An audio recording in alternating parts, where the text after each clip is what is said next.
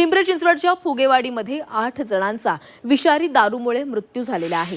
या प्रकरणी राज्य उत्पादन शुल्क विभागाने योगेश वानखेडे याला अटक केलेली आहे। मृत्यूच्या घटनेनंतर वानखेडे स्वतः हजर झाला आणि त्यानंच पुणे आणि पिंपरी चिंचवडमध्ये स्पिरिट पोहोचवल्याची कबुली दिलेली आहे। त्यानंतर पोलिसांनी त्याला अटक करून त्याची चौकशी सुरू केली आहे। दापोडी पोलीस स्थानकामध्ये आरोपीची चौकशी केली जाते।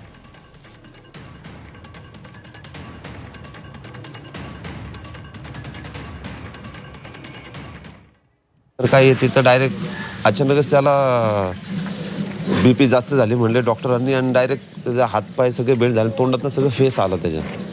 तसे डॉक्टरांनी दारू पण काढली पोटातून, 1 लिटरच्या आसपास दारू पण काढली आणि फेस बीस आला एकदम। त्याला विशेष तसं होतं की डायरेक्ट त्याला पॅरालिसचा झटकाच आला। पिंपरी चिंचवडच्या फुगेवाडी आणि पुण्याच्या हडपसरमधील मृत्यूला जबाबदार असणाऱ्या योगेश वानखेडेला दापोडी पोलिसांकडे आणण्यात आलेला आहे। दापोडी पोलिसांकडून त्याची चौकशी सुरू आहे। दापोडी पोलिसांनी हे मृत्यू जे आहेत ते विषारी दारूमुळे झाल्याच्या दृष्टीनं तपास जो आहे तो सुरू केलेला आहे।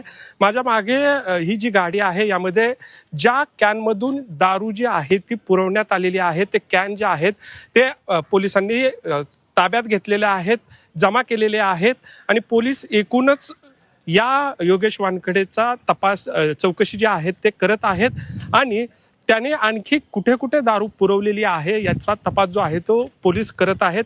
सुरुवातीला हे जे मृत्यू आहेत ते नैसर्गिक मृत्यू असल्याचं बोललं जात होतं, मात्र जसजशी माहिती पुढे येते, नातेवाईकांनी जी माहिती दिलेली आहे त्यानुसार काही जणांचा मृत्यू हा नक्कीच विषारी दारू पिल्यामुळेच झाल्याचं स्पष्ट झालेलं आहे। कैलासपुरी, झी मीडिया, पिंपरी चिंचवड।